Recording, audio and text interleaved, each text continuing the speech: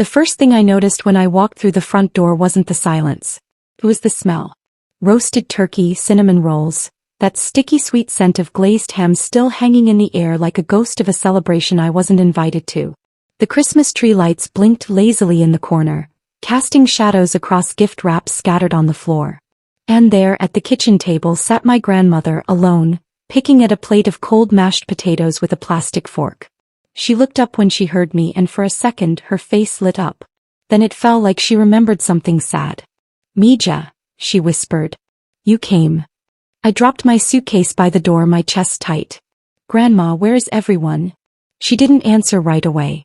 Instead she pointed to a folded piece of paper on the counter, next to an empty casserole dish. My hands shook as I picked it up and read the words that would crack my world in half. "Went to Cancun for the week. Didn't think you'd make it. Leftovers in the fridge." "Mom." I read it again and again. My vision blurred. They left. My entire family spent Christmas in Mexico and they didn't tell me. They left my grandmother behind, alone, eating scraps like an afterthought. Before I tell you what I did next, let me know where you're listening to this story from. Drop a comment so I know I'm not alone in this. And if you've ever been betrayed by the people who were supposed to love you most, stay with me. Because this story doesn't end with me crying. It ends with them wishing they'd never written that note. If you've ever been the one left behind, the one forgotten, the one whose sacrifice went unnoticed, hit that like button. Subscribe to the channel and turn on the notification bell because you're about to hear how I made sure my family never forgot me again. And trust me, by the end of this you'll understand why some revenge isn't loud. It's quiet, cold, and permanent. My name is Camila and I'm a software engineer at a tech startup in Austin. I design security systems, the kind that protect sensitive data for hospitals, banks, and places where trust matters. Ironic, right? Because the people I trusted most just shattered mine without a second thought. I grew up in a loud, chaotic house in San Antonio. My mom, Rosa, was the center of everything. She hosted every holiday, every birthday, and every family gathering. My older sister, Isabella, was the trophy child, the one who could do no wrong. She married young, had 2 kids, and lived 10 minutes from my parents. Then there was my younger brother, Diego, who still lived at home at 27, working part-time at a car dealership and spending the rest of his days gaming in the basement. And then there was me. The responsible one. The one who moved away for work but always came back. The one who sent money when things got tight. The one who paid for grandma's medication when no one else would. My grandmother raised me as much as my mother did. When my parents fought, she'd take me to her room and braid my hair while telling me stories about her childhood in Monterey. She taught me how to make tamales from scratch, how to pray the rosary, how to stand up straight even when life tried to bend you. So when my mom called me 3 weeks before Christmas, her voice shaking, saying Grandma had a fall and things were hard, I didn't hesitate. I requested time off work. I bought a plane ticket. I packed my bags and prepared to spend the holidays helping my family the way I always did. I texted my mom the night before my flight. Landing at 3 p.m. tomorrow. Can't wait to see everyone.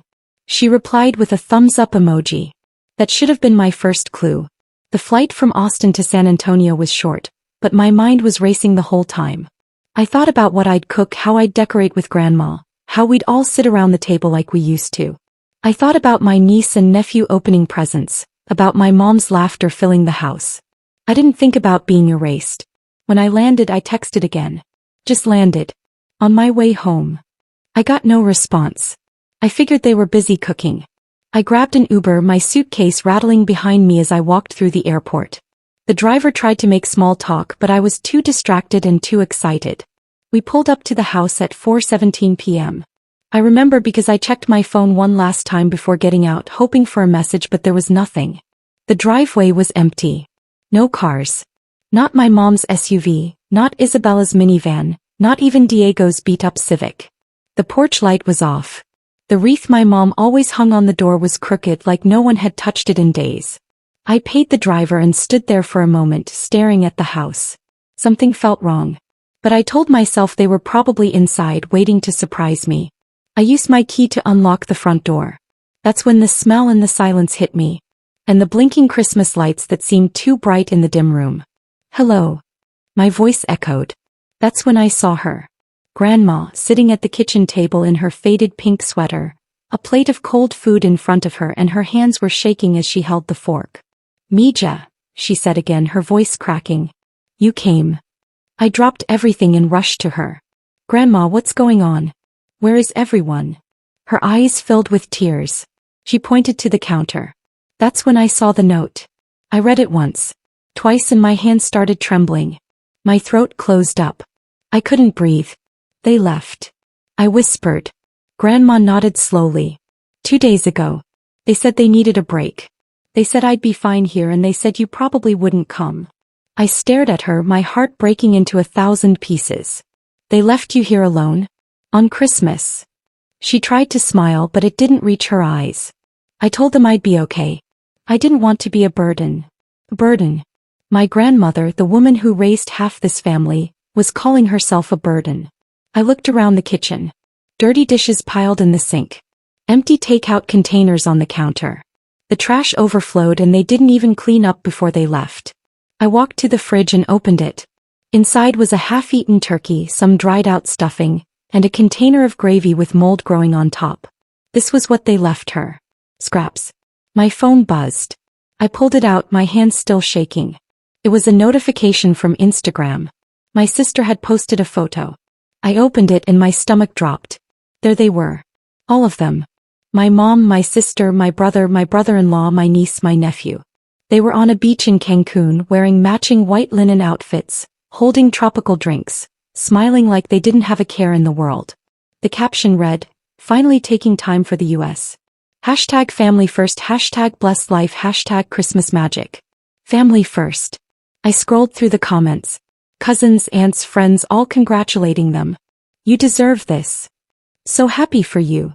Beautiful family. Not one person asked where I was. Not one person asked about Grandma.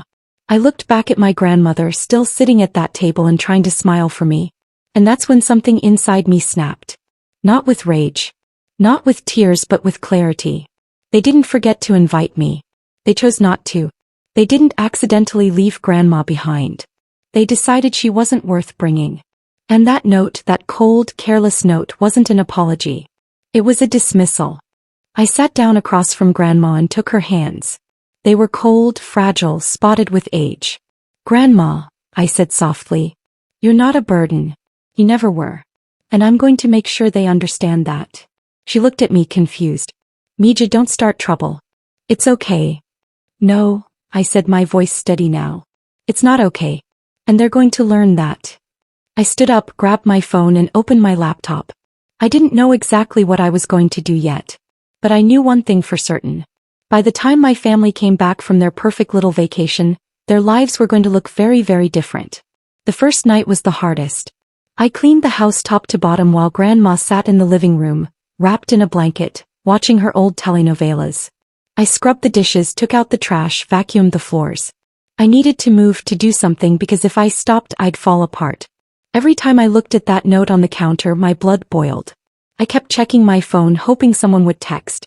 Maybe my mom would realize she forgot to tell me, or maybe Isabella would feel guilty and reach out. But no. Instead, I got more Instagram posts. My mom at a fancy restaurant. Diego parasailing. Isabella getting a massage. They were having the time of their lives. I made Grandma a proper meal that night. Chicken soup with rice, fresh tortillas, the kind of food she used to make for me when I was sick. She ate slowly, her hands still shaking. You didn't have to come, Mija, she said quietly. Yes, I did, I replied. And I'm not leaving you. That night, I lay in my old bedroom staring at the ceiling. The house was too quiet. I could hear Grandma coughing in the next room. I could hear the heater rattling and I could hear my own thoughts screaming at me. How could they do this? I thought about all the times I'd helped them. The time I paid my mom's car payment when she was short. The time I flew home to help Isabella move into her new house. The time I covered Diego's rent when he got fired. I thought about all the birthdays they missed. All the calls I made went unanswered. All the times I was told, you're so independent, you don't need us. They were right. I didn't need them. But Grandma did. The next morning I called my mom. It rang 4 times before she answered. Camila. Her voice was bright and relaxed. I could hear waves in the background. Mom, I said, keeping my voice calm. I'm at the house. Silence. You're there. Yeah. I told you I was coming. Remember. She stammered. "Oh honey, I thought you said you might not make it. We didn't want to wait around, Anne. You left Grandma here alone." Another pause. "She said she wanted to stay. She didn't want to travel. She's 82 years old, Mom. She can barely walk. And you left her with moldy leftovers."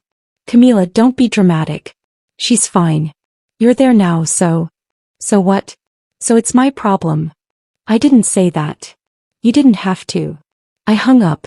My hands were shaking and my heart was pounding. I wanted to scream, but I didn't, because screaming wouldn't fix this. Over the next 2 days I took care of Grandma. I cooked her meals, helped her bathe, and organized her medications. I sat with her while she told me stories I'd heard 100 times. I held her hand when she cried and apologized for being in too much trouble. And while I did all of that, I started digging. I logged into the family iCloud account. My mom never changed the password. I scrolled through messages, photos, and emails.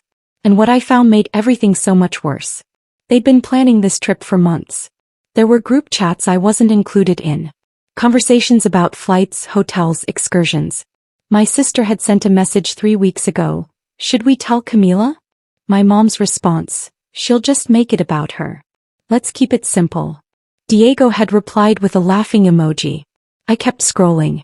I found the flight confirmations, the hotel reservations, and the itinerary. And then I found something else.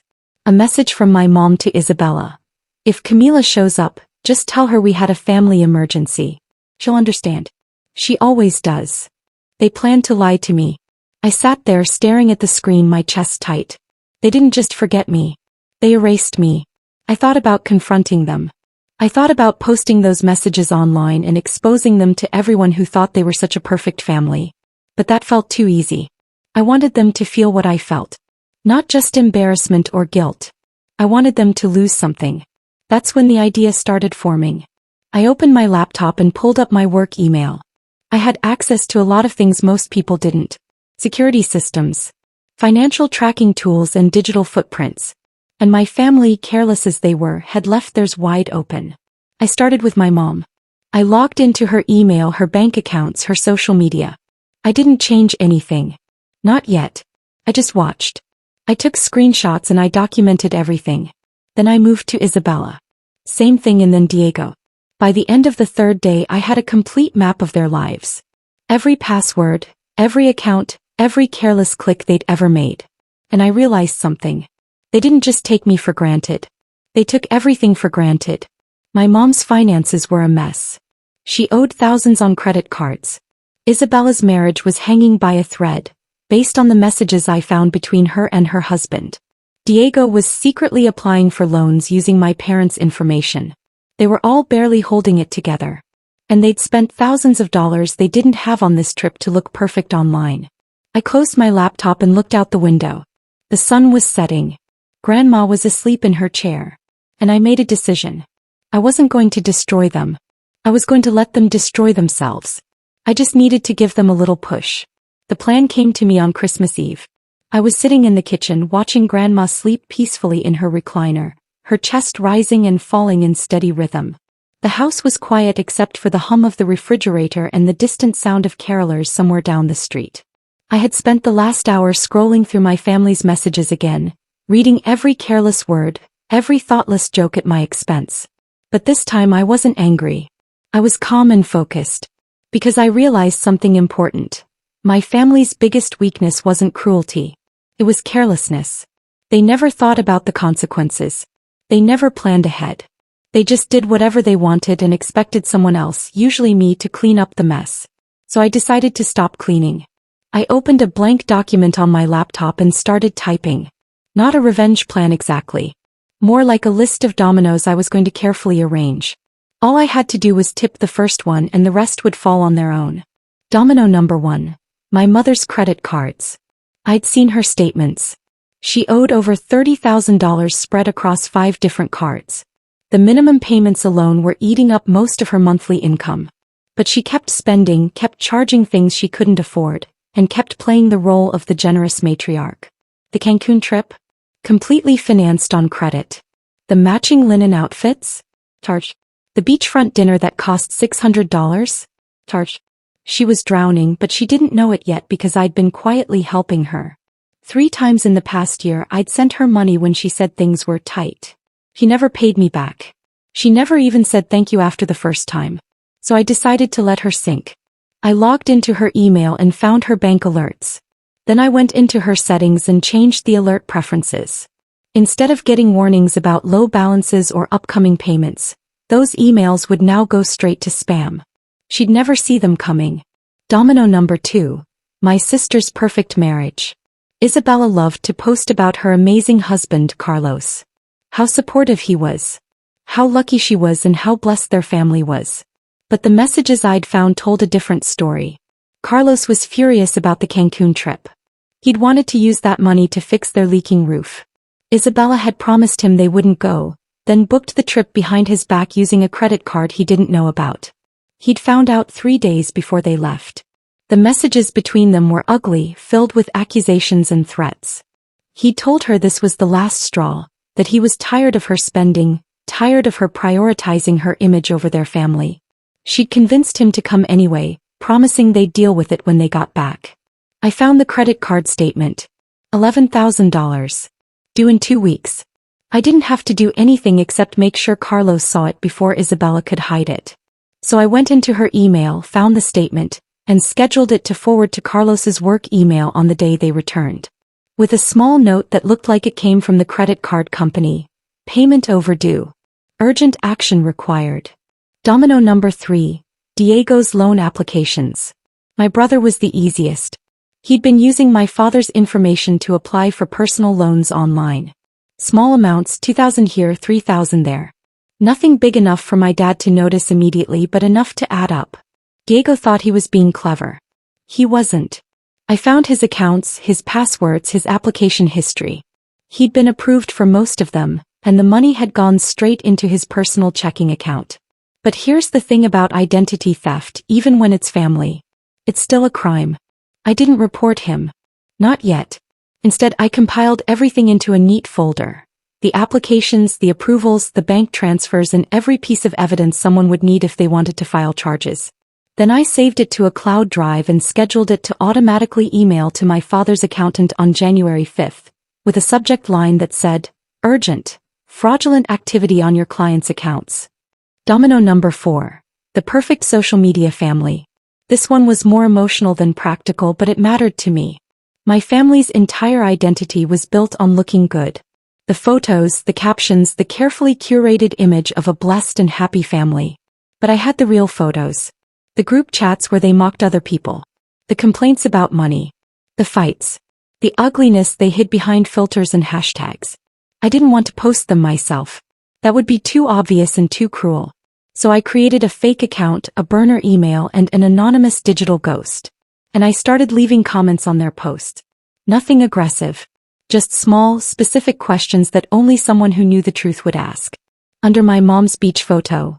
How did you afford this trip? Didn't you say you were struggling last month?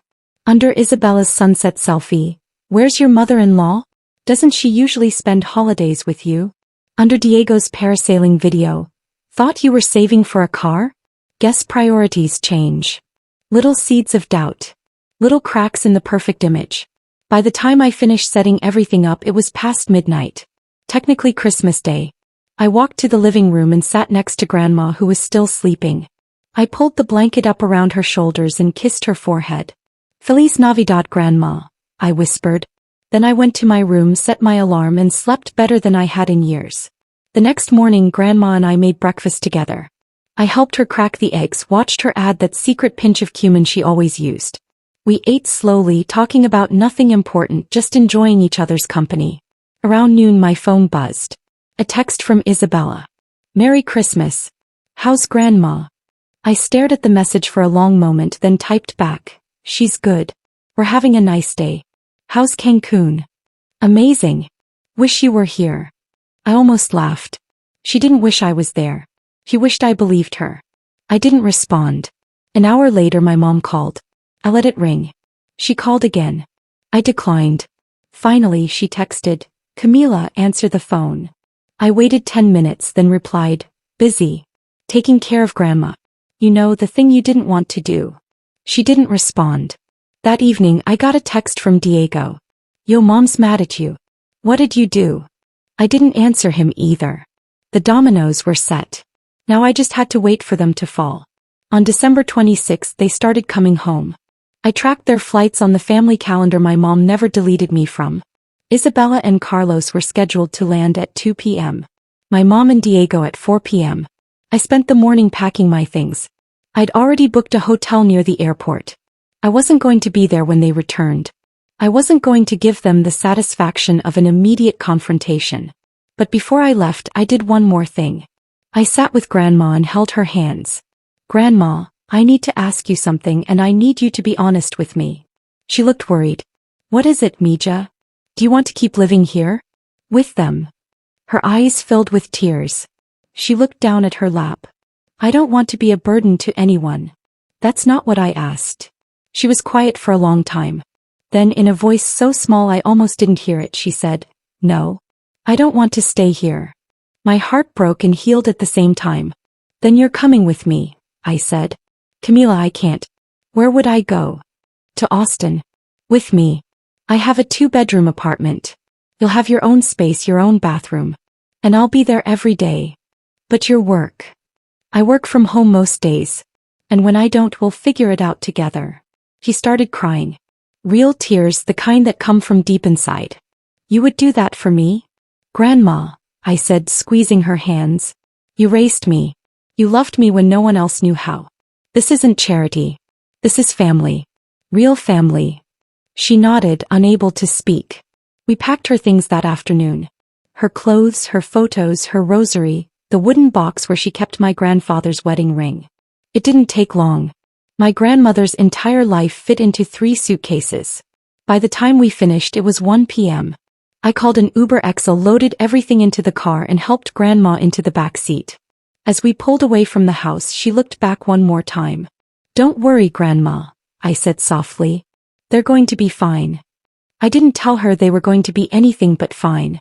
We checked into a hotel near the airport. I ordered room service, helped Grandma get comfortable and turned on her favorite telenovela. Then I sat on the bed and waited. At 2:47 p.m. my phone exploded. "Isabella, where is Grandma?" "My mom." "Camila, answer your phone right now." "Diego, dude, what the hell did you take Grandma?" I turned my phone on silent and smiled. The dominoes were falling. They didn't find the note until later that evening. I'd left it on the kitchen table right where my mother's note had been. Same spot. Same careless placement. Took Grandma somewhere she's actually wanted. Leftovers in the fridge. Camila. According to the 23 missed calls and 47 text messages I ignored that night, my mother lost her mind. He called me a kidnapper. She threatened to call the police. She demanded I bring Grandma back, this instant. Isabella was more calculated. Her messages tasted guilty. "How could you do this to Mom on Christmas? Grandma needs her home, Camila. You're being selfish." Diego just sent angry emojis and one message that said, "You're dead when I see you." I didn't respond to any of them. Instead, I sat with Grandma in our hotel room, watching her sleep peacefully for the first time in weeks, and I waited for the real chaos to begin. It started on December 27th. My mother's credit card payment bounced. The one she'd forgotten about because the alerts were going to spam. The bank immediately suspended her card and flagged her account for review. She'd been using that card for everything: gas, groceries, and her daily Starbucks run. She called me 6 times. I didn't answer. Then she called Isabella, panicking. "Something's wrong with my card. Can you lend me money?" But Isabella had her own crisis brewing. Carlos had received the forwarded credit card statement at work. $11,000. Payment overdue.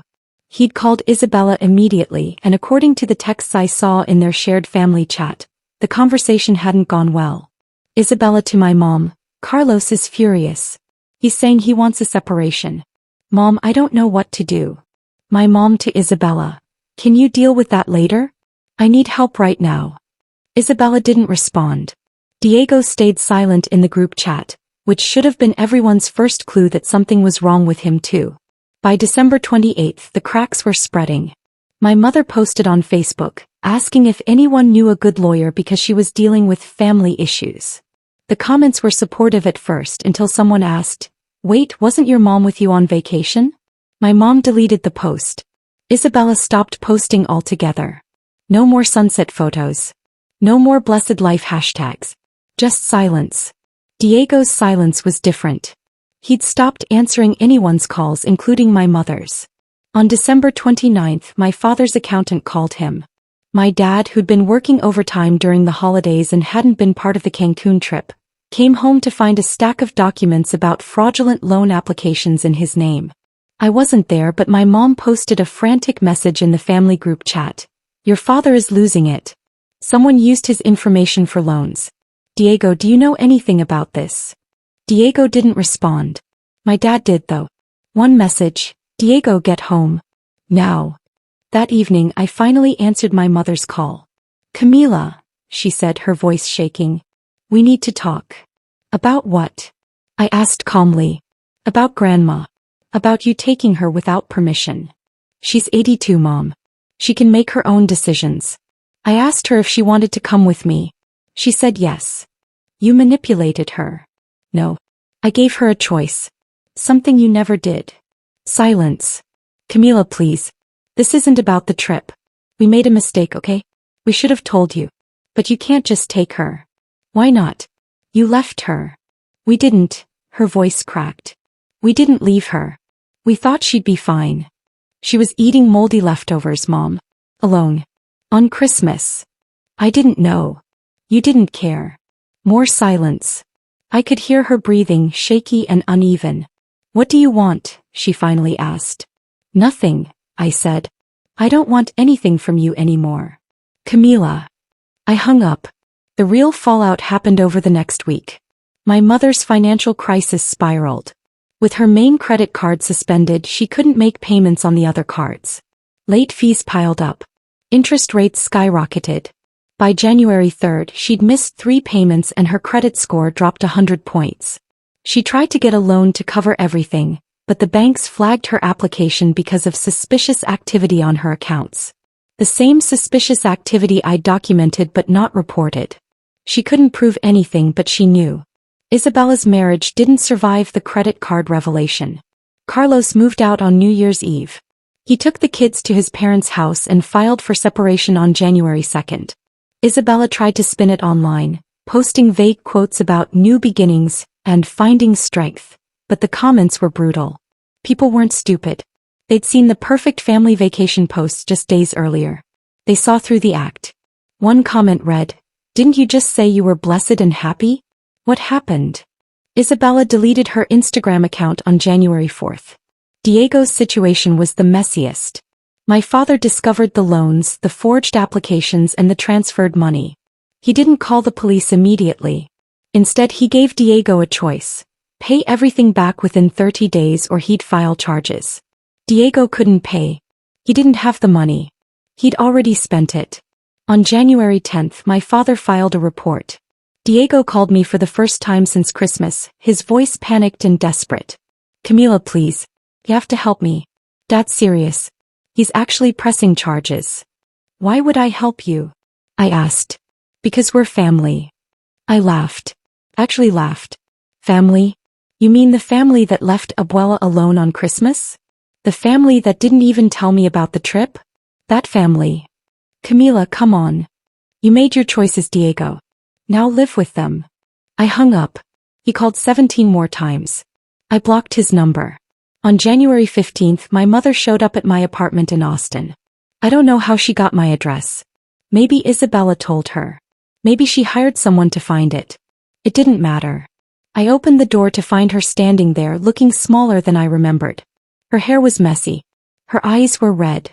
She wasn't wearing makeup. "Camila," she said quietly. "Can we talk?" I almost said no. But Grandma, sitting in the living room behind me, called out, "Let her in, Mija." I stepped aside. My mother walked in slowly, looking around like she was seeing me for the first time. She saw Grandma in the recliner I'd bought her, a blanket over her lap, a cup of tea on the side table. "Mama," my mother whispered. Grandma didn't respond. My mother turned to me. "Camila, her voice broke. "I'm sorry." I crossed my arms. "For what?" "For the trip. For leaving Mama. For not telling you. That's not why you're here, I said flatly. You're here because everything's falling apart and you need someone to fix it. Like always. She flinched. I don't know what you want me to say, she continued. I made a mistake. We all did. But you, her voice hardened. You destroyed us. I felt something cold settle in my chest. I didn't destroy anything. I just stopped holding it together. That's the same thing. No, I said, stepping closer. You destroyed yourselves. The debt, the lies, the fake perfect life, that was all you. I just stopped enabling it. Enabling. She laughed bitterly. I'm your mother, Camila. You're supposed to help me. And you're supposed to love me, I shot back. But you don't. You love what I can do for you. There's a difference. She stared at me, speechless. Grandma spoke then, her voice quiet but firm. Rosa, sit down. My mother obeyed, sinking into the couch like a scolded child. Grandma looked at her, really looked at her, and said something I'll never forget. You taught Camila to be strong. To be independent. To solve problems. And then you punished her for it. You pushed her away because she didn't need you, and when she tried to stay close, you took her for granted. My mother's face crumpled. She's not your enemy, Rosa. She's your daughter. And if you can't see that, you've already lost her. The room fell silent. My mother looked at me, tears streaming down her face. I don't know how to fix this. You can't, I said softly. Not right now. Maybe not ever. But you can start by leaving Grandma out of it. She's staying here with me. And if you ever try to guilt her into coming back, if you ever make her feel like a burden again, I will make sure you regret it.